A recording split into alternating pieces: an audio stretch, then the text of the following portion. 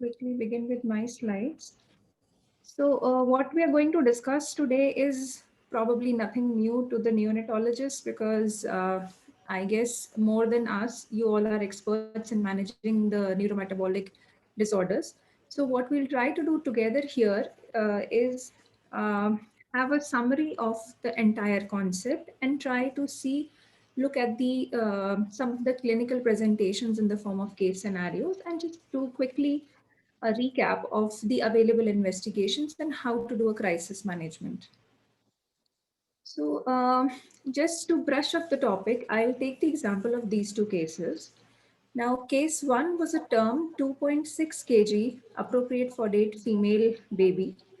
She was born by vaginal delivery, had meconium state liquor and delayed cry, required bag and mask ventilation followed by oxygen, had initial respiratory distress and was found to be encephalopathic and also had seizures on day two. She was admitted to the emergency room and on examination had poor state to state variability with poor suck, abnormal neurological examination. Case 2 was another similar term AFD male baby who presented in a similar encephalopathy manner and with seizures. This baby had a weak cry at birth, did not require such extensive resuscitation, although some support was needed in the form of supplemental oxygen. Baby started having recurrent seizures and respiratory distress from day 4 of life and persisted to have encephalopathy and subsequently was admitted on day 5. The neurological examination was almost similar with poor state to state variability, poor suck, and both the babies were hypotonic. So, the initial clinical considerations in both the babies were a possible HIE because of perinatal insult or some intrauterine asphyxia. And both were investigated on the same lines of neuroimaging followed by EG, and we shall see whether other tests are required in these scenarios. So in first case, the sepsis screen was normal. There was no evidence of multi-organ dysfunction and the seizures were controlled with phenobarb. And so was the case with the second male baby. In the first case, the ultrasound head showed increased echogenicity in bilateral basal ganglia and thalami, whereas the ultrasound head was normal in second case. Now, coming to the investigation, which is usually the first in all our setup, which is the neuroimaging. So for case one, when the MRI was done on around day 3 of life, they showed these are the T1 weighted images. And as you can see here, you can appreciate these peripherally located multiple cystic areas in the cortex. So this multicystic encephalomalacic changes were seen in the brain along with hypointense white matter changes.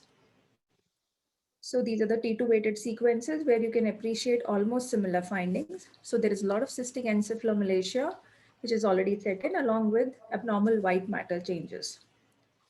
Now for the case 2, on day 5 of life when the MRI was done, it showed some abnormal white matter signal on T2 weighted images and which was hypointense on T1. And since the baby was persistently neurological abnormal, so the MRI was repeated on day 21, which now showed almost a similar multicystic encephalomalacic pattern of involvement. So you can see on these T1 images, these are extensive cysts located in the cortex. And this pattern is seen on T2 as well as T1 weighted images. So are both these cases still the same? Now, in case one, we do have this history of delayed cry requiring extensive resuscitation, which points towards a possible HIE, and the seizure started within the first 24 hours of life. Whereas in the second case, we saw that there was not much extensive resuscitation needed. The seizure started beyond the usual period for HIE, and the baby had persistent encephalopathy. So this does make us think that case two probably needs some additional investigations. Now, if we look at the DDs of cystic changes in the MRI in neonates, of course, HIE and PVL top our list. There could be other ALDI intrauterine insults which can result in porencephaly later. However, there are significant number of IMs also which can present as cystic changes in a neonate. So thinking on these lines, for second case, a metabolic screen was initiated. The initial and the extended screens were normal. However, there were some subtle abnormalities like a low homocysteine level, a low uric acid, and the urinary sulfites were positive. Now, although the extended metabolic screen was normal, these abnormalities pointed toward towards an inborn error of metabolism of the homocysteine pathway. So this is the homocysteine, and the ultimate product is sulfides, which are further broken down into sulfates. And here lie two important enzymes, sulfite oxidase and molybdenum cofactor. So because of this block here, the sulfides are excreted in the urine, which results in detection of these sulfides in the urine. And sometimes there's also a xanthochromia in the urine, which if it is there, it is probably a defect of the subtle indicator towards the molybdenum cofactor pathway defect. So this baby continued to have an abnormal EEG, went on to develop myoclonic seizures, and subsequently the genetic analysis confirmed the molybdenum cofactor deficiency. So the final diagnosis in case 1 was evolving cerebral palsy in follow-up secondary to perinatal asphyxia, whereas in case 2, which almost presented similarly, the final diagnosis was a molybdenum cofactor deficiency, which in itself is a rare IEM, however, has a guarded prognosis. So we picked up these two cases just to highlight the problems and the myths associated with inborn errors of metabolism in such an early age group. It may be very distressing to see a healthy newborn within few days of life becoming encephalopathic. However, we all would agree that the features of IEMs in this young age group would be non-specific. They often mimic the more common conditions of HIE and sepsis. They are still considered rare, exotic, and complicated, but as Sir had summarized before, that together they are quite common. And the reason we may believe them to be uncommon is because either we are unfamiliar or there is non-availability of appropriate investigations in all the setups. And often they are also perceived as being non-treatable, but there are some groups which are eminently treatable, and our focus should always be to pick up those disorders.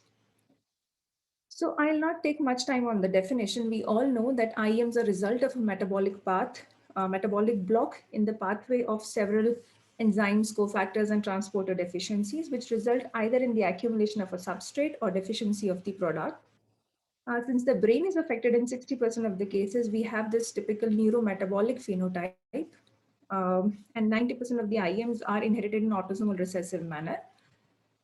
Now, in general, if you talk about the prevalence of IEMs, globally it is at least 1 in 1,000, and in India it is considered to be around somewhere between 1 in 1,000 to 1 in 3,000 newborns.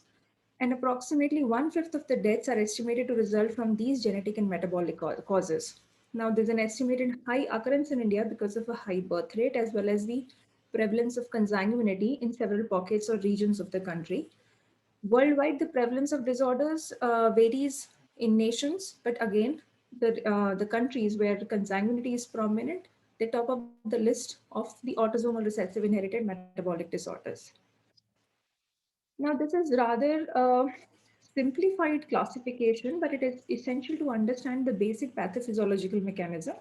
Although it is now changing, and maybe in the couple of years we have new and more extensive classification, nevertheless, it is quite customary to classify the inborn errors of metabolism into disorders of intermediary metabolism, disorders involving the energy pathways, and then the complex molecule disorders. Uh, the disorders of intermediary metabolism and of the energy pathways are often clubbed together as small molecule disorders, which basically means we are dealing with the metabolic disorders of either carbohydrates, proteins, lipids, nucleic acids, minerals, and vitamins, whereas complex molecule disorders are actually considered as large molecule disorders. Now, some of the examples, for example, the disorders of intermediary metabolism would include the amino acidopathies, the organic acidemias, the urea cycle defects, and disorders of carbohydrate intolerance.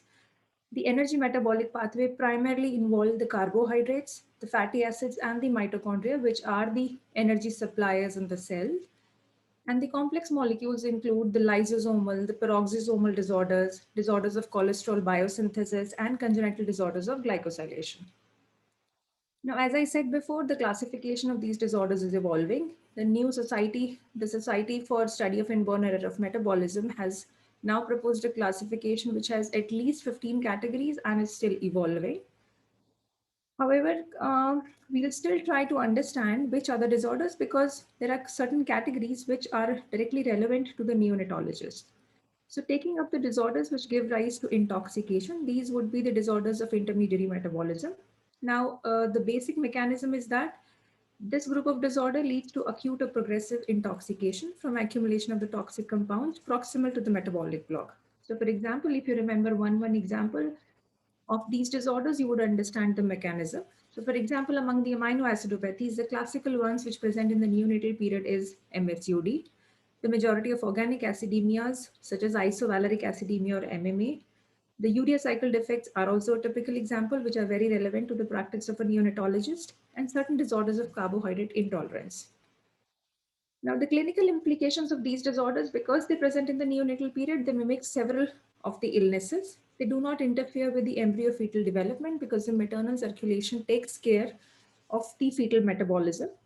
And they usually have a symptom-free interval after birth, before during which time the accumulation of the substrate starts occurring. In the acute state, they present with predominantly with encephalopathy, seizures, hepatic or cardiac failures. In the chronic state in older children, we see them as common causes of failure to thrive, developmental delays, and system specific manifestations. They also tend to have some late onset or intermittent forms. Now, these are the group of disorders which have the specific precipitators like fever, intercurrent illness, a protein load, catabolic stress, or excessive food intake. And this is the group of disorders which is most easily diagnosed with the metabolic screens that we have. And the main mechanism, the main premise of treatment is the removal of this particular toxin. Now, disorders involving the energy metabolism, of course, the symptoms are because of the deficiency in either the energy production or there's a utilization problem in in any of the energy-rich organs of the body, such as the liver, the heart, or the muscle. Now, broadly, there are two sites of defects. One is the mitochondria, this group of disorders is generally severe and untreatable. And the cytoplasmic site of defect usually is because of the glycogen storage, because of the carbohydrate metabolic defects, and they usually present in a less severe manner. So since they involve the energy pathways, they commonly present with hypoglycemia. They present with elevated lactate, which acts as an alternate fuel. They present with organ-specific enlargement such as hepatomegaly, myopathy, cardiomyopathy, failure to thrive because of a chronic energy crisis. Similarly, cardiac failure, circulatory collapse, or sudden infant deaths. The diagnosis of these is little difficult because you would need specific either enzymes or you would need specific function tests for their diagnosis. And the treatment includes adequate energy replacement to overcome the crisis. Now, disorders involving complex molecules generally do not present in the neonatal period, except for, let's say, the Zellweger syndrome amongst the peroxisomal disorders. That is the one particular group which is relevant for the neonatal period. Now, we all know that with evolution, they tend to present with characteristic facies or appearance.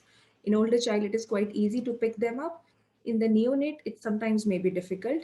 They also manifest with a lot of bone changes, and they also with time have evidence of organ storage. For example, in the brain, then they tend to present with megalencephaly. In the reticuloendothelial system, so they tend to present with hepatosplenomegaly. In the retina as cherry red spot. In the bone marrow storage syndromes. Now, in the older children, they tend to present with regression of milestones. And the clinical implications would be that these symptoms are often very slowly progressive but permanent. They're independent of intercurrent events and unrelated to the diet. Now, these are the disorders which are difficult to test with the routine metabolic screening. And there is no acute treatment, although enzyme replacement therapy is available for some of these disorders. Now, with that background in mind, we looked at the common clinical presentations in the newborns.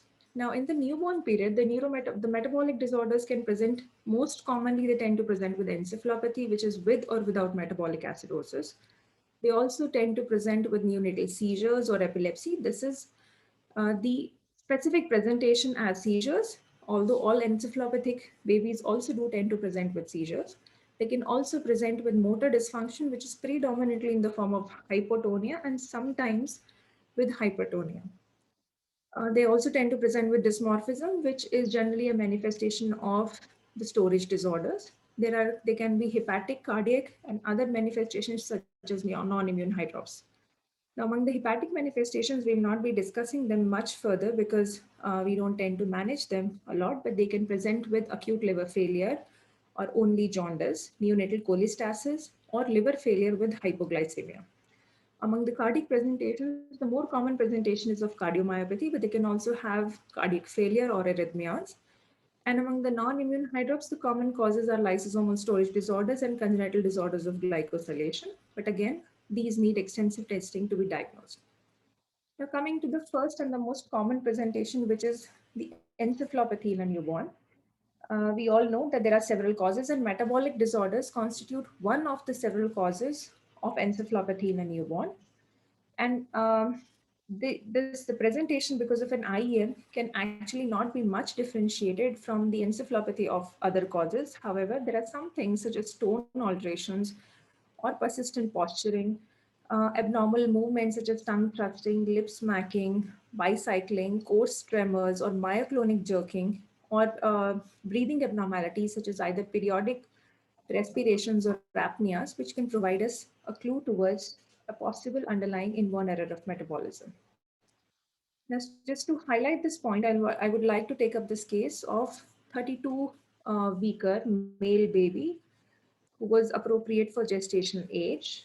And this baby was born to a second gravida mother because the baby was delivered by cesarean because of a symptomatic placenta previa, had respiratory distress from the birth, but that was taken care of and subsequently developed encephalopathy from day 10 of life.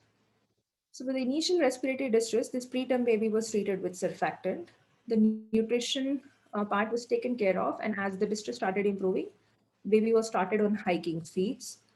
Subsequently, around day 10 of life, the baby was noted to have to develop encephalopathy, which was initially in the form of bradypnea, hypotonia, lethargy, and subsequently requiring intubation.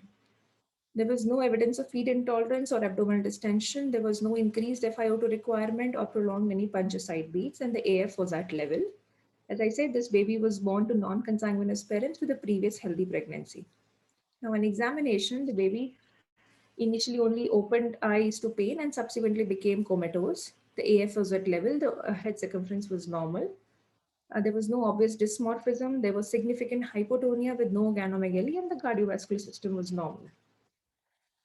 So in the database, this was an early preterm AGA male baby born by emergency LSCS because of symptomatic placenta previa and had hyaline membrane disease, was treated, developed encephalopathy subsequently.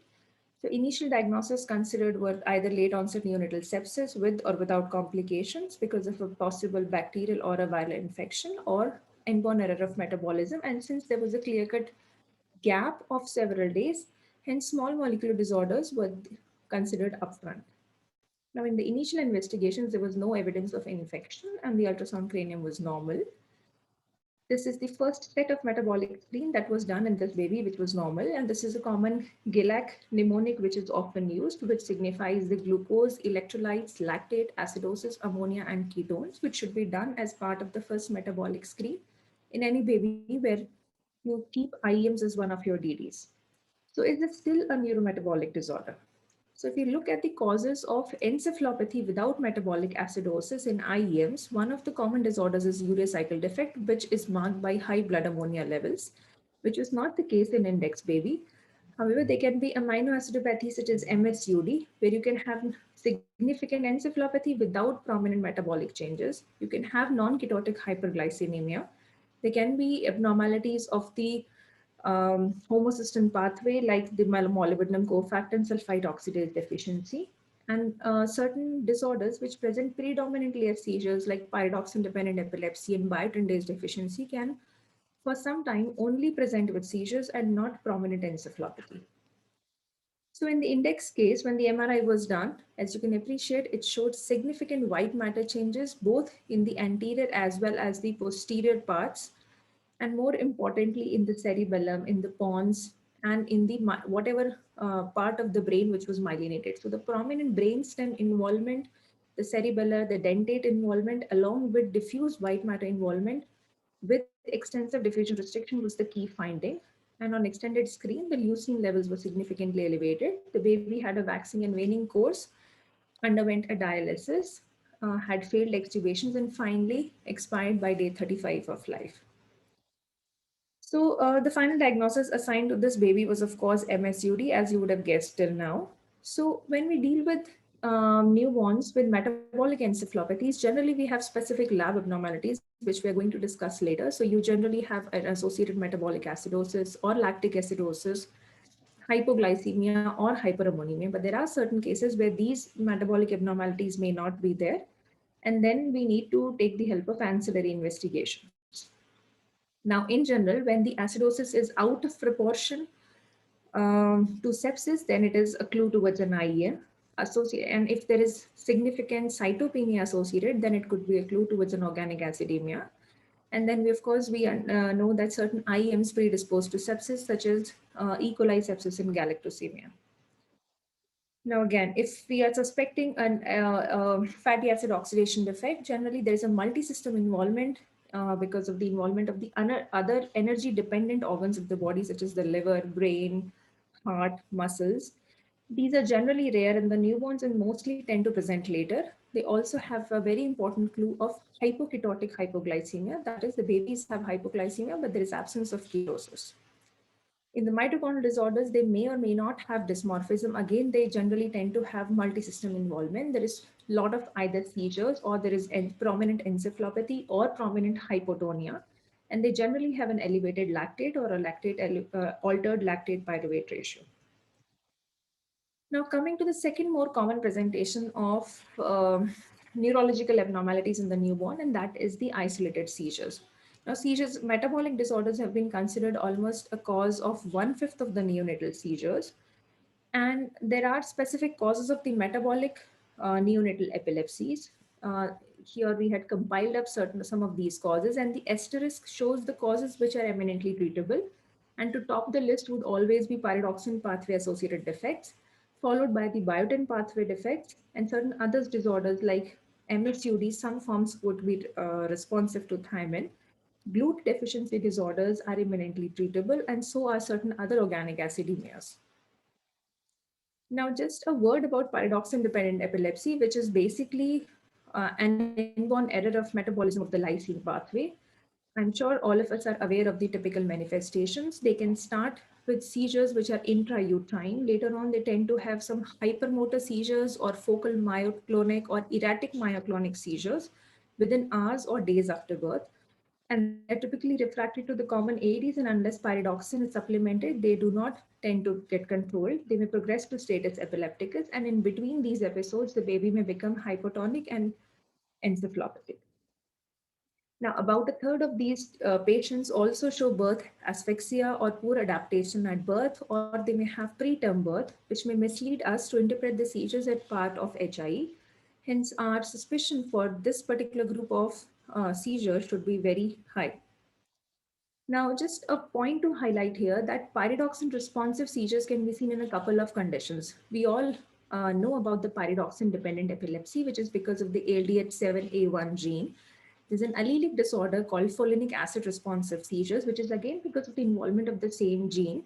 However, when how this is picked up is that some babies tend to respond, either not respond or poorly respond to pyridoxine. And in those cases, we tend to add folinic acid. And this is not folic acid, this is folinic acid. Now there's an interesting entity coming up, which is early onset epilepsy, which is again pyridoxine dependent. And this is because of this PROSC gene, which is a proline synthetase co-transcribed homologue gene. This gene encodes for a protein which helps in the intracellular homeostasis of the PLP, which is the active form of pyridoxine. What we need to essentially remember is that this particular group of disorders presents in almost a similar manner. They are B6 responsive, so we may not feel the immediate need to differentiate the genetic basis. However, there can be a different genetic basis for all the seizures which appear as pyridoxine responsive. The fourth category of seizures which responds to pyridoxine or more to pyridoxal 5-phosphate, which is the biologically active form of pyridoxine, is the PNPO or pyridoxamine oxidase gene associated seizures. It is also known that some form of KCNQ2 epilepsies and other refractory epilepsies may also respond to pyridoxine. Now, another group is biotinidase deficiency. Generally, it tends to present little later after the neonatal period. The seizures tend to occur by 2 to 3 months of life, and they have this classic rash, which responds dramatically to biotin supplementation, is often the first clue besides the seizure. However, another similar disorder, which is holocarboxylase synthetase, which is of the same pathway, tends to present a little early. So when we have a newborn or a young infant with seizures, with or without the skin rash, a very eminently treatable cause is biotin-based deficiency, which can be treated with supplementation. In the previous talk, we have heard about hyperexplexia, how it can mimic a neonatal seizure. However, the hereditary forms of hyperexplexia, which is because of the metabolic block in the glycine pathway, are actually considered an inborn error of metabolism of glycine pathway. We have seen that how they can present as generalized stiffness and excessive startle. And little later, they start to present with this exaggerated head traction response and loss of habituation to the persistent nose tapping. So you can see that despite 4 or 5 attempts, there is no habituation. And every time the nose is tapped, this is the glabellar tap test, the baby shows a startle reaction. Now coming to the third presentation, which is the dysmorphism. Again, this is the manifestation of the storage disorders or the complex molecule disorders. The prominent one amongst these would be the Zellweger syndrome. Glutaric aciduria type 2 is a form of a mitochondrial disorder, and it also tends to present with uh, dysmorphism early in the neonatal period or little early in infancy. Among the cholesterol biosynthetic defects, the ones which tend to present in the neonatal period could be Smith-Lemli-Opitz syndrome. Uh, there is no associated intracranial malformation. They may just have microcephaly with characteristic dysmorphic features. Congenital disorders of glycosylation are a still evolving group of disorders where as more and more phenotypes are being described, our knowledge is improving. And of course, some forms of lysosomal storage disorders can present with fetal hydrops. Now, another important presentation is of a severe motor dysfunction, which can be seen in neonatal IEMs. Now, isolated hypotonia is very rare and is often seen in pure genetic conditions like Prader-Willi syndrome. We have already discussed the causes where hypotonia is associated with dysmorphism and malformations. More important to us are the disorders which involve multi-system and can present with severe hypotonia. And the prominent among these would be the mitochondrial disorders because of a severe energy crisis in the muscles and the brain. This would result in prominent hypotonia. Disorders like Pompe's disease will have a lot of muscle energy crisis. And of course, the FAODs and primary carnitine defects can also present with prominent hypotonia. So when we see a neonate with significant hypotonia, with or without HIE, these form of inborn errors of metabolism, besides the muscular disorders, should also be in our list. There are only a couple of disorders which present with early hypertonia, and this would include the sulfite oxidase, the hyperexplexia, the neonatal forms of Krabbe disease, and severe pontocerebellar hypoplasias. So this is a very limited group of disorders which can present with hypertonia. Otherwise, generally they tend to present with hypotonia. So talking about clinical pointers in an older infant or child, these are quite obvious. However, in a neonate, there are not much of clinical pointers towards the IEMs. However, there's often the importance is given to smell the baby, and sometimes this characteristic smell has been associated. For example, the mousy odor with PKU, the maple syrup with the maple syrup urine disease, and sweaty feet with isovaleric acidemia. And I just want to show this video because it is of relevance in all the babies wherever we see neonatal hypotonia. So we have often seen babies which are on ventilator have significant hypotonia, and it is difficult to differentiate whether it is a peripheral hypotonia or a central hypotonia or a mix of both. Now, this disorder is not particularly an inborn error of metabolism, but this is a simple test that we should always examine the parents. So in this particular baby, the baby was, as I said, on ventilator, and we did not have any clue whether it's a central or a peripheral hypotonia. But when we looked at the mother, she had this characteristic myopathic appearance. She had this percussion myotonia. So where if you tap the thinner muscles, you can see that the hand goes into a myotonic appearance, and then she has difficulty in relaxing the grip with repeated contractions of the intrinsic muscles of the hands. So these were the features of failure of relaxation in the mother, and this baby was having congenital myotonic dystrophy, because of which the baby was hypotonic since birth.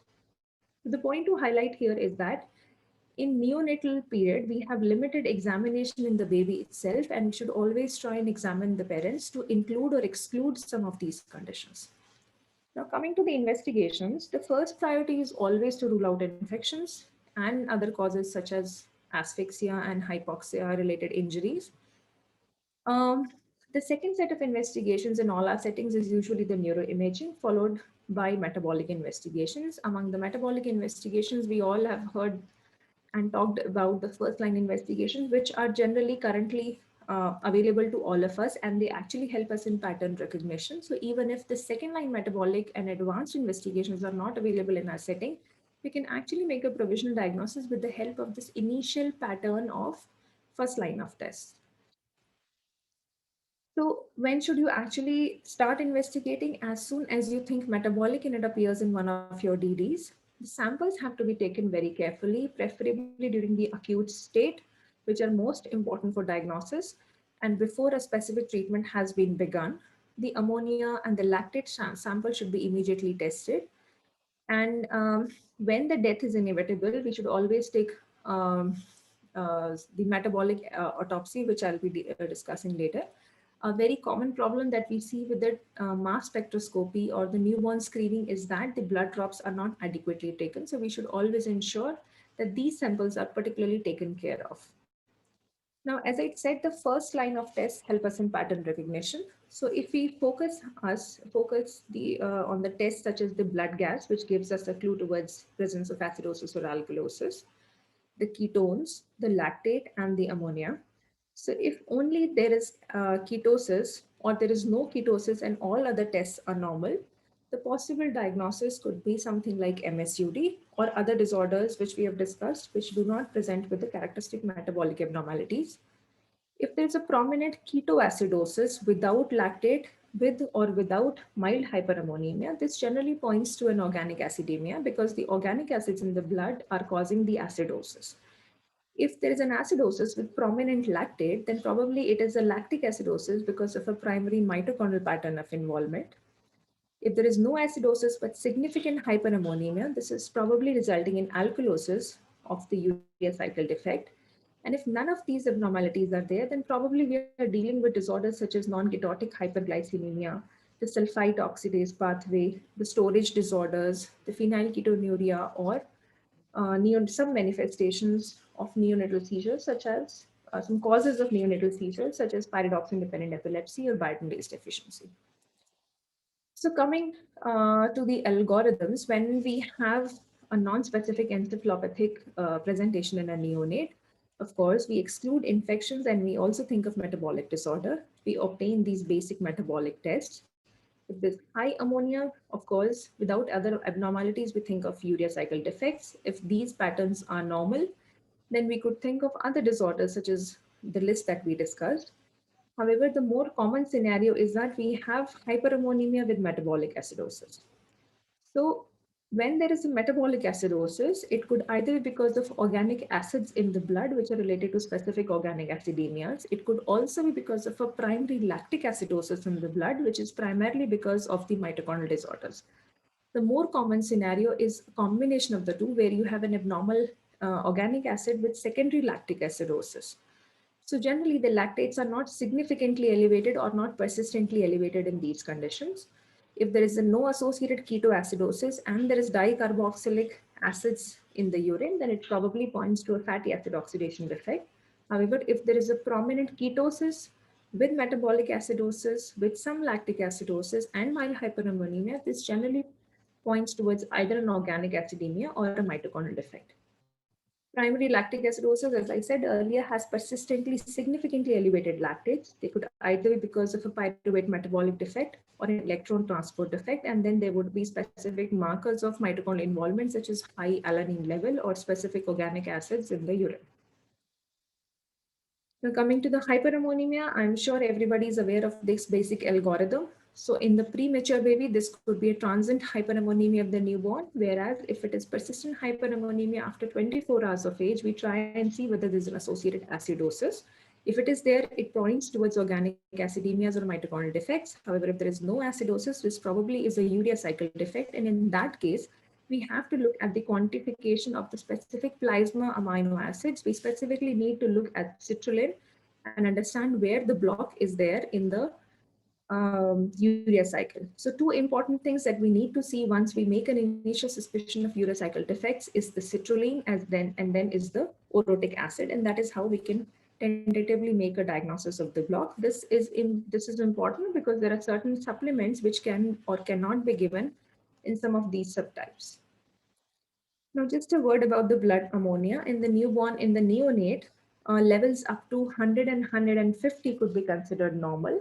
You should suspect an IM if there is persistent hyperammonemia and the levels are above 200 micromoles per liter. In infants and children, the levels are almost half of this. So a normal level is considered generally up to 70 micromoles per liter, and we trying to suspect if there's a trend towards higher ammonia levels above 100 micromoles. Now, just to confuse the clinical picture, I would like to bring this case that although this pattern recognition seems quite simple, but sometimes there can be many confusing cases. And with the advent of neurodiagnostic techniques, I think the understanding is improving more and more. So we had seen this 1-year-old male infant in the OPD, and there was a history that baby was found cyanosed on day 3 of life after birth while the baby was still in the hospital. So the baby was born by an unsupervised pregnancy by a term emergency LSCS because the presentation was breech.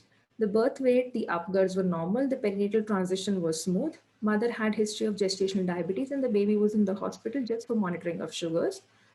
There was a significant family history. The important there was consanguinity and there was multiple deaths in both sides of the family, but otherwise the parents were non-consanguineous. Now, this is just the course of the baby. So on day 3 of life, baby was found to be cyanosed and in apnea. Requiring CPR was revived.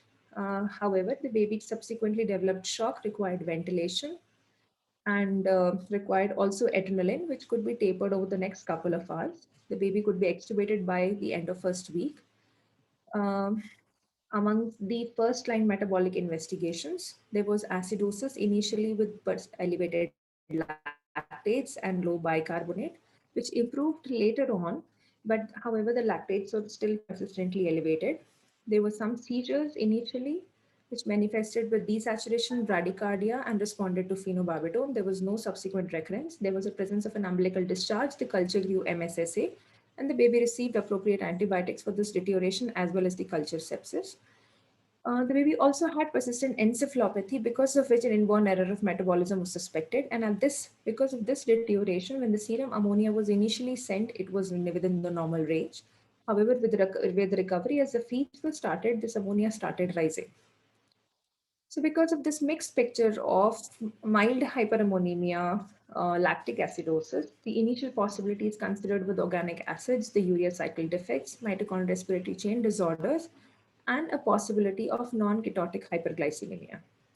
The subsequent investigations did not reveal any evidence of sepsis. The CSF glycine was mildly elevated, but the ratio of CSF is to blood glycine was normal. The blood work for ketone also was normal. The echo, the ultrasound cranium, and other features were also normal. Now, as the feed had started increasing, reached a maximum value, and subsequently the ammonia within the. The extended metabolic test in the form of mass, the TMS from the blood showed normal amino acids, normal acylcarnitins.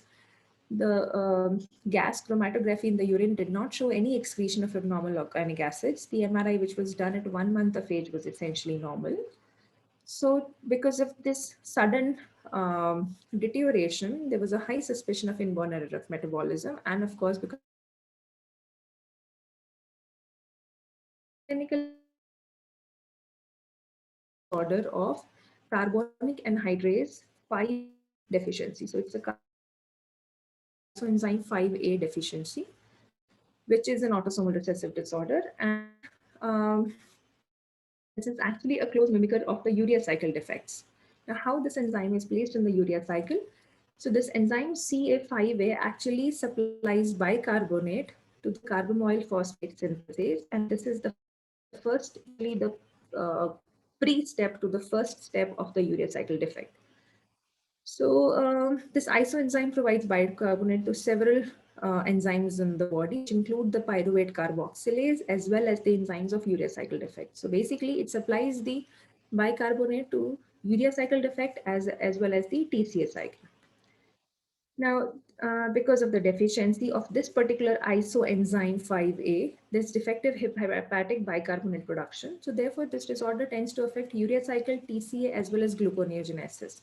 The manifestation is quite non-specific, but the biochemical picture is typically a mix of urea cycle defect and organic acidemia. So you have rising ammonia levels with feeds. You also have a combination of metabolic acidosis and some ketosis. So the essential obligatory criteria would be hyperammonemia, elevated blood lactate, and urinary ketones. There can be metabolic acidosis with or without hypoglycemia.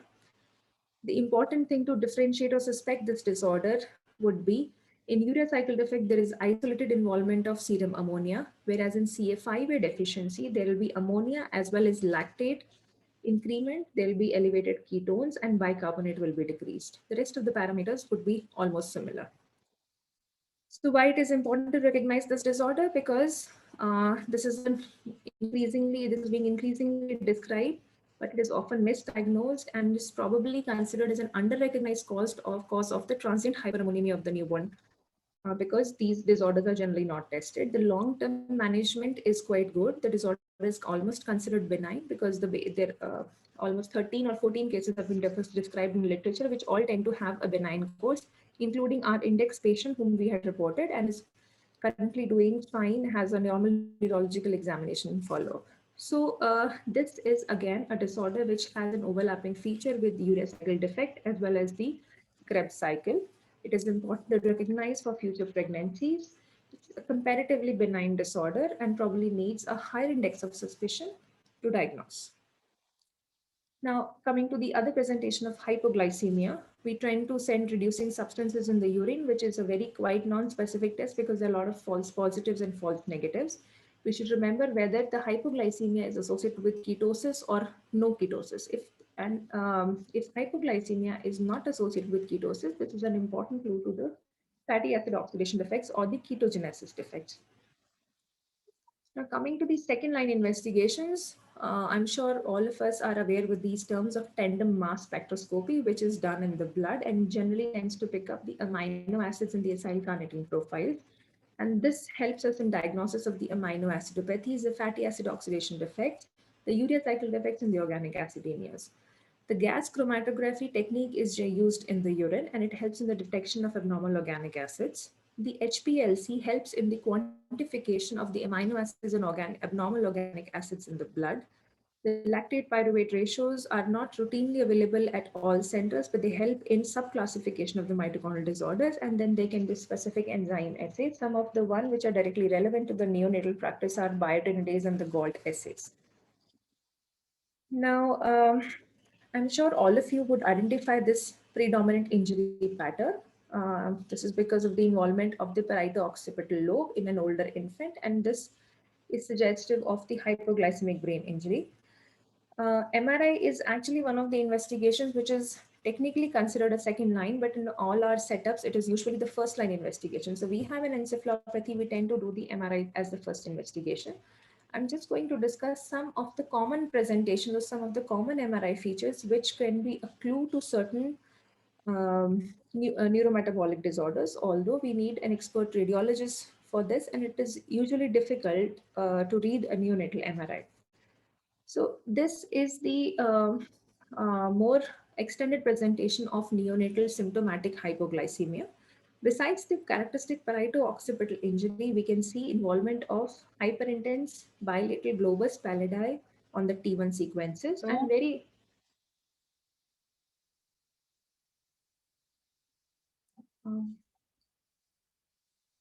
in the last row, we can actually also see these are the diffusion weighted images, and we can look at the parieto-occipital involvement as well as the splenium of the corpus callosum.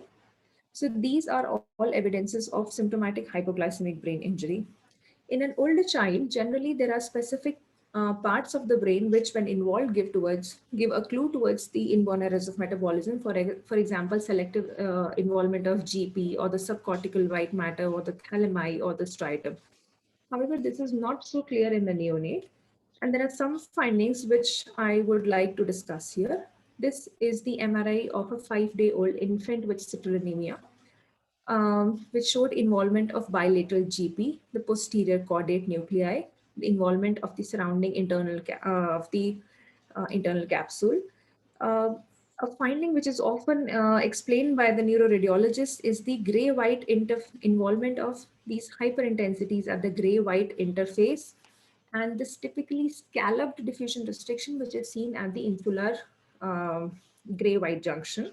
And of course, when the MRS is done, you can look for specific glutamine and glutamate peaks and the lactate doublets. This is again the typical involvement of the brain in an MSUD, where you can see a diffuse involvement of the white matter in the brain, diffuse cortical as well as diffuse involvement of the brain as well as the posterior structures of the brain. And there is an intense diffusion restriction of the myelinated parts of the brain because of the vacuolating myelinopathy, which is associated with elevated leucine levels. So whatever you see bright on the DWI images is seen dark on the corresponding ADC images. Now, in case of non-ketotic hyperglycemia, there is a lot of, again, white matter swelling, which can be seen as intense diffusion restriction of the white matter tracts. You can see an elevated glycine peak on the MRS, and there can be associated hypogenesis or agenesis of corpus callosum. Now, the organic acidemias can have variable manifestations. Generally, it is in the form of hyperintensities of the white matter. In MMA, there can be early involvement of the white matter tracts, and there can be some punctate hemorrhages in the thalami, in the cerebellum.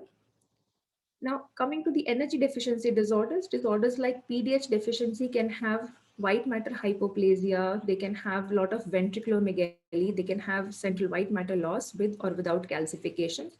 And they also tend to have a lot of cystic changes in the brain. So you can see PVL-like cystic changes. They can be cysts which gradually enlarge. Initially, they may appear like PVL-like changes, and they tend to enlarge eventually. Now, if you look at the respiratory chain involvement, then some disorders, which, for example, let's say complex 1 deficiency, they present in the acute state with a lot of white matter edema, which just shows an energy crisis. There'll be lactate peaks, and there'll be severe diffusion restriction in the corticospinal tract. In the complex molecular disorders, the Zellweger syndrome is the one which is commonly encountered in the neonatal period. You can actually see the patellar stippling in the X-rays, and they generally tend to have heterotopias in the brain, and there can be abnormal white matter hypointensities, or they can have heterotopias, or they could be polymicrogyria. The Smith-Lemli-Opitz syndrome generally has a well-formed but a smaller brain, may have lactate peak as well, but what you see predominantly is a microcephaly with typical facial features. MR spectroscopy can give us certain specific clues like lactate peaks in mitochondrial disorders, the branch in amino acid peaks in MSUD, the glycine peak in NKH, and absence of creatine peak in the creatine deficiency disorders. Less commonly seen in the neonate would be the stroke-like episodes. They are generally more seen as these babies grow older, but common causes of these stroke-like or the metabolic strokes would be homocystinuria. The organic acids we may still see. They can be OTC deficiency, Fabry's disease, and MELAS, but again, they present less commonly in the neonate as metabolic strokes, and they generally tend to present with more diffuse involvement. The mechanism of stroke in these cases is basically the swelling of the neuron, which tends to compress the capillaries. Coming to a very important investigation is the metabolic autopsy. So when you feel the death is imminent, we should actually try and store the samples. We should try and store the blood, both heparinase and EDTA, so that later chromosomal and DNA studies can be undertaken. The urine should be frozen at -20. Similarly, CSF also should be stored at -20 and sent to the lab. Um, Skin biopsy can be done at times, although in neonatal period, it may not be useful that much. We should also try to take samples of liver, muscle, kidney, and if possible or if indicated, a heart biopsy. A clinical photograph along with an infantogram should also be taken so that all these tests can be evaluated even if the samples are not available. Now, coming to the broad management principles, the broad principles in the acute crisis, we could remember as the extension of the ABC principle, that is the airway, breathing, and circulation. D stands for detox, that is removal of the accumulating metabolites. E stands for enabling anabolism. F could stand for removing the triggering factors and then adding the selected cofactors. Now, when you know a specific diagnosis, you can provide specific therapy such as pyridoxine supplementation or the biotin supplementation. Always try and consult with a metabolic specialist. And when the acute crisis is over, we should always try and give a detailed written sick day plan for these emergencies.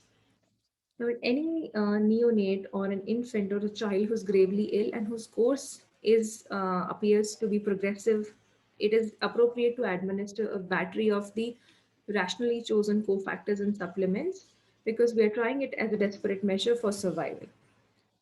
So, in the acute crisis in all the babies, generally we tend to bypass the metabolism and we try to provide a lot of energy. So, what is usually done is that we start 10% glucose, and insulin is also added to promote anabolism because the acute catabolic state has to be taken care of. The hydration should be maintained, but we should always avoid the lactate based fluids or hypotonic fluids.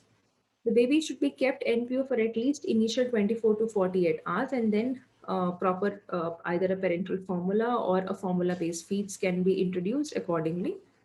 The essential components are also cofactor replacement, the bicarbonate therapy based on the renal status, dialysis for the removal of toxins, and try or omit the triggers and using broad spectrum antimicrobial agents. Now, for acute hyperammonemia, what is additionally done is that we use the ammonia scavenging agents. The commonly which is available to us in India is the sodium benzoate powder. Sodium phenyl butyrate is generally not available. The other agent which is available in a powder format is the arginine. There's a newer drug, Revicity, which is again not available in India. This is an oral formulation. If the ammonia is not coming down with these oral scavenging agents, generally hemodialysis or a peritoneal dialysis is considered. Now, hemodialysis is technically difficult in the neonates, and often a peritoneal dialysis is done, which is not as effective. But otherwise, the other option is that the continuous venous filtration could be done. Now, in older infants, we tend to add metronidazole so as to kill the gut bacteria, and we tend to treat the constipation. Now, looking at the subtypes of the urea cycle disorders, generally sodium benzoate is added in all. What we should keep in mind that in case of arginemia, the arginine should not be given because it is contraindicated here. Otherwise, the first agent which is tried for hyperammonemia is sodium benzoate. Now, there are specific guidelines available for introduction of protein-free feeding in infants and children, and these can always be looked up for initiation and for maintenance of adequate calories and protein supplementation. Now, just a word about metabolic acidosis. Bicarbonate is only indicated in some conditions where it is refractory and it is life-threatening. The dose has to be titrated. The main consideration in specifically newborns and especially the premature newborns would be the excessive sodium load because we may also be giving sodium benzoate. Hence, hyponatremia and hypokalemia should be taken care of because if excessive sodium is added, this can worsen the cerebral edema further. Now, there's a role of cofactors in some of the organic acidemias and the mitochondrial disorders. Specifically, L-carnitine helps in the excretion of the abnormal organic acids by forming conjugates with them. Generally, a loading dose of 100 milligram per kg intravenous is given, and a higher dose is given in propionic acidemia to promote the excretion. In an older infant, we would also give B12 supplementation for suspecting and when we are suspecting a methyl malonic acidemia. Biotin is specifically added when we are thinking of disorders like biotin-based deficiency. Similarly, thymine has a role in biotin-thymine responsive basal ganglia disease or MSUD. Glycine is specifically added when we are thinking of isovaleric acidemia.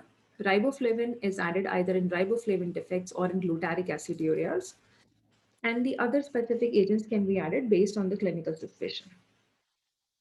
There's a typical mitochondrial cocktail or a mitochondrial regimen, which basically consists of a lot of cofactors which support the mitochondrial function. The most important of these would be when you're suspecting a mitochondrial disorder, but we do not know the subtype, we could add CoQ, which is very important, carnitine, which is quite important, and riboflavin. Besides this, an antioxidant in the form of vitamin E or C can be added, and the other supplements can be added as per the availability, but we should at least try and add CoQ, carnitine, riboflavin, thiamine to the supplementation, and sometimes biotin is also added when we do not have a clear-cut diagnosis. Now, there are certain additional do's and don'ts that in patients with respiratory failure, assisted ventilation is given for a longer time because requirement of respiratory support increases the caloric demands in the body and promotes the catabolic state. We give the broad spectrum antibiotics to take care of the infection as a trigger.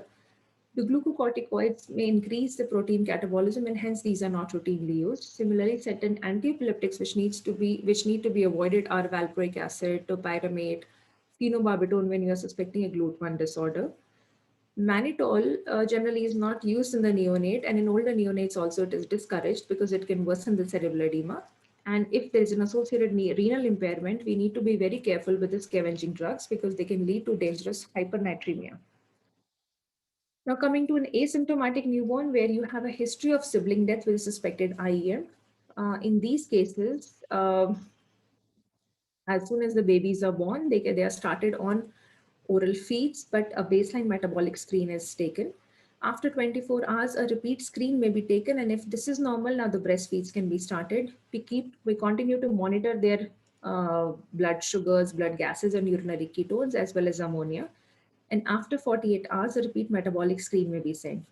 However, if there's a strong family history and there's a strong suspicion, we need to carefully observe and follow up these babies in the first few months of life, as we know that the IEMs can have different phenotypic presentations even in the same families. For the drug refractory isolated seizures, generally trial of pyridoxine, biotin, and folinic acid is given. We should try and keep pyridoxal phosphate handy. This is generally not easily available in India and sometimes has to be ordered or procured. And we should also try to exclude a glucose transporter defect, GLUT1 deficiency by a simple CSF at least. Now, the long-term therapy includes a specific diet, specific formula. All patients need to have a crisis management protocol. They need to have a cofactor replacement therapy. The long-term management can include the enzyme replacement therapy, the product replacement, or transplantation. However, what is more important and imminent is a newborn screening program and prenatal counseling. So the take-home messages for these disorders could be that they are often underdiagnosed and they mimic several common neonatal and pediatric illnesses. Broadly, to understand the pathophysiology, these could be categorized as small molecule, large molecule disorders. The type of presentations commonly are either an acute crisis or a chronic or an intermittent presentation. Again, we need to maintain a high suspicion, remember the treatable causes, and offer diagnostics to the families because this will help in prevention of these disorders in future pregnancies. When should you think metabolic? Specifically, when there's a deterioration after a period of normal development, when there's a rapidly progressing encephalopathy or a waxing and waning encephalopathy, when there are any unexplained or episodic neurological symptoms, specifically symptoms like recurrent vomitings, apneas, hiccups, or hypoglycemia, any abnormal body odor, abnormal pigmentation or texture of hair or skin, and when the initial tests show abnormal metabolic results. Again, certain clues in the family history like presence of consanguinity, unexplained sibling deaths, neurological signs in the parents, acute fatty liver in the pregnancy, which could be a clue for fatty acid oxidation disorders. In the neonate, when there is absence of HIE or sepsis or this prolonged organ-specific involvement, again, these could be clues towards the neonate, towards IEMs. In cases of sepsis, if it's a profound or disproportionate acidosis, then again, we should start thinking of inborn errors of metabolism. And if there are complex seizures or myoclonic seizures, then again, we should start thinking of metabolic disorders. I'll skip this algorithm, which is a combined algorithm of what we have discussed today. previously. Thank you. Thank you. So thank you, Dr. Arushi. I think thank you very much for a very lucid presentation. It's a very difficult topic. So you have run through the entire the spectrum of inborn errors of metabolism. So one thing is the pathways are so complicated and difficult to remember. So what's your message to the average pediatrician or the postgraduate students? How do they cope up with these different metabolic pathways? Is it really necessary to know verbatim all the steps before you suspect or diagnose or treat metabolic disorders? So what's your take? Sir, I would include the neurologists in that too, and it is really difficult for anybody to remember these pathways. Okay. I think we can just we can understand the pathophysiology, and maybe we can pick up the group of disorders. Like if we could provide a find out that it's a clue towards an amino acidopathy or towards a mitochondrial pathway, so then it would be more useful because lot of these blocks, the specific level of block is really dependent on advanced investigations. So remembering the pathways, I don't know, sir, if it's humanly possible for Not possible. I think it's not everyone to possible. remember. Yeah. And even I Yes. would also have to look up every time, and I'm sure that is the problem with everyone. And but sir, if we read as in I mean, all of us keep seeing these cases, and we've realized that it is not really important to have that particular level of block. More than that, if we can just pinpoint towards the probable pathway involved, so at least if we can do that, it is of help so that we can direct our tests accordingly. Okay. So what is the spectrum of IEM you come across at PGI Chandigarh? Sir, I would say the most common disorders that we see are the organic acids. We have a large cohort of biotinidase deficiency. We have methyl malonic acidemia with us. We have glutaric acidureas. We have less in the neonatal period. We commonly see in consultation the urea cycle defects and the amino acidopathies like MSUD. Okay. In the older children, sir, the organic acidemias and a lot of mitochondrial, the respiratory chain defects are also seen. So these are the broad, greater groups that we see where we have been able to build up cohorts. The lesser, actually, since the genetics is now coming up in a big way, I think the diagnosis is now increasing for several of these disorders. So maybe 5 years down the line, each institute's spectrum of disorders is going to change quite a bit. Okay. And you talked of metabolic autopsy. So is Yes. there any role of MRI in a dead fetus or a newborn baby? I mean, picking up any disorders, these kind of. I mean, nowadays people are thinking of rather than having the full-blown pathological autopsy, you go for non-invasive MRI to find out the internal pathology. So, is there any role of MRI in your metabolic autopsy for picking up IEMs? Sir, role of MRI would be anti-mortem. It would be yes, sir, because it Say, can give us. say newborn baby who dies at day 10 or day 15 of age, and where we strongly suspected IEM, but we could not make a diagnosis. So, sir, if you specifically mean after the death has occurred, sir, probably Yes, that yes, would. yes, yes. After death, yes, yes, Okay. So yes. the problem is that once that energy has, sir, it's if, for example, sir, the broad groups that we are trying to discover, find out, sir.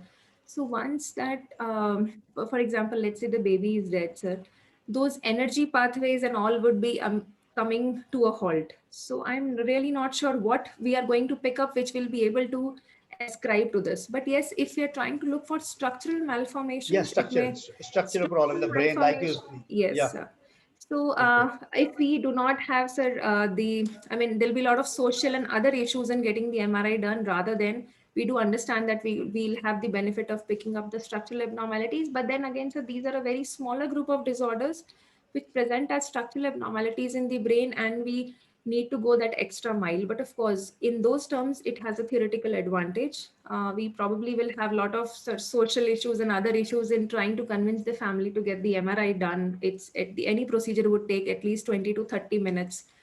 So that would be the problem, sir. Okay. So my last question is, you said create, I mean, think metabolic or create kind of metabolic consciousness among the physicians or postgraduate students. So what do you think teaching metabolic disorders to undergraduate medical students? We never talk about them. We end up only with hypothyroidism kind of thing, right? And we think Right. that the metabolic problems are over. So what do you feel that should we make at least one lecture mandatory for undergraduate students to learn about at least an overview of metabolic disorders? So Yes. whatever branch they join, at least they are aware of these kind of things. I think, sir, your answer is in your question. Okay. I think you are absolutely right. And I mean, sir, it's about the awareness. So, as early as we can introduce it. And, sir, even at any level, when we see the first, I mean, this group of disorders is something where the first lecture is always about the basic understanding. And you cannot actually directly jump onto cases before you have given a background of understanding to the audience. So, I mean, if we can as you were saying, if we can prepone this understanding, then it will help us a lot in improving the overall awareness of these disorders. And it is still lesser, and a lot of it has to do with the limited repertoire of investigations that is available at all the centers. So, um, I mean, the awareness will have to go hand in hand with the availability and the feasibility of the test. But yes, so definitely we need a lot more awareness about these disorders. Okay. So thank you, Arushi, for excellent presentation. And now hand over mic to Akash. I think a lot of questions. So now you can handle those questions. Thank you, sir, for asking those practical questions, and thank you, Dr. Arushi, for covering it so extensively. And I hope after this extensive lecture of yours, our brain metabolism will work better whenever we see such patients in our OPD and day-to-day care. Welcome, Sanjay Niranjan, sir. So we have few questions for you before we call it a night. So Dr. Amit wants to know how can we differentiate whether the encephalopathy is because of HI or inborn errors of metabolism. So the earlier the onset, more difficult it is. Generally, the encephalopathy which goes of HIE is more severe during the first 48 to 72 hours, and if appropriate, if it's not very severe HIE, which is going towards a bad prognosis, babies generally tend to start recovering from it. In cases of IEMs, the encephalopathy tends to be progressive unless we have initiated some specific measure to counteract it. Having said that, there can be certain things which can be clues, as I said. For example, even if your baby is deeply encephalopathic but has persistent hiccups or has abnormal arching or posturing and has abnormal myoclonic jerking, so these would be the clues. And if they go on beyond the, let's say, first 48 to 72 hours of life, then we should start thinking in terms of different. So persistent hypotonia, persistent neuromuscular involvement, persistent encephalopathy with some abnormal features beyond the usual time frame of HIE should be actually the clue. Otherwise, there are no specific features to say that, okay, this particular neurological feature can be ascribed to only IEM and this could be ascribed to only HIE. So that is the problem. Very rightly said. And one thing which I would like to add is the history. If there is clear Of cut course. history of asphyxia, then again it points towards the HIE. Yes. Yes. So, what is the ideal time for doing a neuroimaging whenever we have a neonate who is encephalopathic? Um, I don't think there could be, I mean, after once we have stabilized the baby, that is, I think, the most important thing. So once we have stabilized and anytime after the 24, 48 hours, depending on the type of etiology that we are thinking, we could go ahead with neuroimaging. In cases of IEMs, it's particularly difficult for shifting the baby when the baby is in an acute state. So there's no particular timeline for that. As soon as you can get a neuroimaging, because it can provide us vital clues towards including or excluding certain diagnoses. Although we have a battery of tests for diagnosing IEM, but majority of the high level tests are not available. So, can we use serum ammonia as a surrogate marker to diagnose urea cycle disorders, especially for treating such babies? Um, so plasma ammonia is generally used. I mean, we have discussed, I'm not sure if I understood the question correctly. Uh, Plasma ammonia as just treating is okay. So if you have massive ammonia levels, you already have a pointer towards urea cycle defect. The problem would be that we need to know the metabolic block, and we would need to know whether some supplementation or anything further can be done for the family. So eventually we'll need the further tests to determine the level of the block. So, thinking in those terms, further tests would be useful. But of course, yes, the acute crisis management, you can go ahead with just the ammonia testing and the first line test, because in any case, even if when you send a TMS and GCMS report, the turnover time of these reports is generally at least 3 to 5 days, even in the commercial centers. So you have to depend on your clinical skills, your first line metabolic tests, and how your patient is behaving. Even if your center has, for example, my center has a TMS GCMS testing, but I know that when I'm treating or when I'm consulting for an acute crisis, the report will not be available to me at least in the next 72 hours. So this has to be done. That is why the pattern recognition is primarily based on the first line metabolic test, so that we try and salvage and do neuroprotection. And then we take the appropriate measures or the specific therapies based on the extended testing. So Dr. Sumita wants to know what are the indications for doing metabolic autopsy. The indications are basically when you know that your death is imminent and you haven't still reached a diagnosis, so you would want to preserve as many samples as you can. I'll tell you a practical scenario that often, when you are treating such babies and you give a guarded prognosis to the parents, they often would not want to go ahead with further treatment or further tests. So in that case, at least when you preserve the samples, we have often seen that the parents, after losing the baby, after several months, come back to you and say that, okay, we want to have the next pregnancy and now we need the diagnosis. So this is basically to help the family primarily in arriving a diagnosis. So the only, I would say, the indications would be when you haven't arrived a diagnosis yet and you have the possibility of losing out on all the samples. So you try and preserve as many samples and as much information as you can for your patient. Very rightly said. Whenever you are in doubt, preserve as many samples as possible and as early as possible.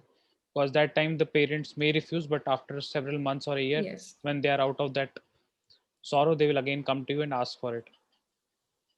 So quite often when we do clinical exome for babies whom we are suspecting IEM, the report comes as ABC, or for example, some gene is there of uncertain significance, or for example, citrullinemia but of uncertain significance. So what is the clinical implication of such report? Um, so that is the tricky part of this rampant genetic testing that we are doing these days. So there are a couple of things that we need to understand. The basic understanding would see, since many of these mutations are being described for several of these rare disorders. So the one thing is that the entire spectrum is not yet known. So sometimes that VUS can come because of several reasons. One, the pathogenicity has not yet been described or ascribed in literature. So your database doesn't show that this particular gene is associated or this particular variation is associated with this disorder. That could be one reason. Second reason could be that since we are doing only a clinical exome at times, so it means we are only looking at part of the exome which we feel is clinically relevant. This does not contain the entire exome, the introns, or the whole genome. So what can happen is that sometimes you tend to pick up some things or some mutations which are not actually related to the phenotype, and they are just picked up. And if you go and test the parents, you may find the same pathogenic variant in the same mutation in the asymptomatic parents. And in that case, they are it is not causative of the phenotype of the child. So there are so many certain caveats in these testing, because of which when you get a clinical exome report and it only shows this pathogenic variation, you should look for two things. One is the Sanger confirmation of the variant, and the second thing is what we call as segregation analysis or the parental testing. So if the same mutation, suppose you get a heterozygous variant for an autosomal recessive disorder, so it won't hold much to, and probably this is just running in the family like an which is not causing the disease phenotype. So if you test the parents, you find the same heterozygous variant lying in the parent, one or both the parents, so which means it is not causative of the phenotype. So I'm sure a geneticist would be better able to explain all these things to you, but the common problems are these. So look at the type of inheritance which is associated with your disorder and what you are picking up.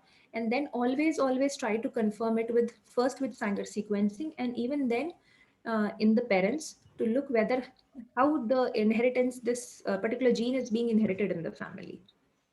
In short, try to treat the patient, not the report. Quite Yes, often, I mean, yes, it is. I mean, just getting first report is sometimes not yeah. the answer. Sometimes we just get lost with the report. We Yes. just want to see a positive in the report, even if it is of uncertain significance. Quite often, we have difficulty in managing babies with hyperammonia because the drugs which are there are not available. So, one of the practical questions Dr. Amit wants to ask that whether we can use sodium benzoate, which is available in the common grocery shop for treating hyperammonia, or we need to have a specific approved form of sodium benzoate for treating such patients. So practically what we are all using is that common, which is available as a baking powder. So all of us are actually using that. I know that some institutes, the pharmacies, they have their own pharmacies which are making their own preparations. But because there is nothing else available, so we all end up using that common sodium benzoate preparation and that common powder form of arginine, because these are the only two things available in India. So that is what is right now available to us.